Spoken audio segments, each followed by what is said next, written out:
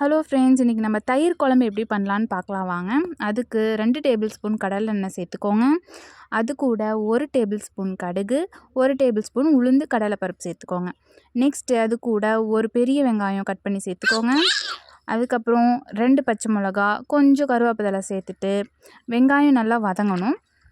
வதங்கினதுக்கப்புறமா ஒரு தக்காளி சேர்த்துக்கோங்க. தக்காளி நல்லா வதங்கினதுக்கப்புறம் அது கூட கொஞ்சம் 1 டேபிள் ஸ்பூன் மஞ்சள்தூள் சேர்த்துக்கோங்க. தக்காளி நல்லா வதங்கணும். இது கூட தயிரில் நான் 1 டேபிள் ஸ்பூன் மஞ்சள்தூள், 1 டேபிள் ஸ்பூன் மிளகாத்தூள், 1 டேபிள் ஸ்பூன் மல்லித்தூள் சேர்த்துருக்கேன். நல்லா மிக்ஸ் பண்ணி வச்சுட்டு அதை இது கூட ஆட் பண்ணிக்கோங்க.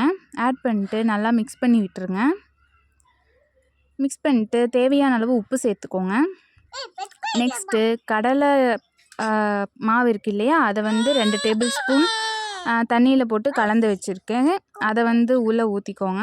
ஊற்றிட்டு மிக்ஸ் பண்ணிட்டு மூடி வச்சுருங்க. ஒரு 5 மினிட்ஸ் நல்லா கொதிக்கட்டும். அவ்வளோதாங்க, நம்ம தயிர் குழம்பு ரெடி. இது தோசைக்கு ரொம்பவே நல்லாயிருக்கும். செஞ்சு பாருங்கள். Bye friends.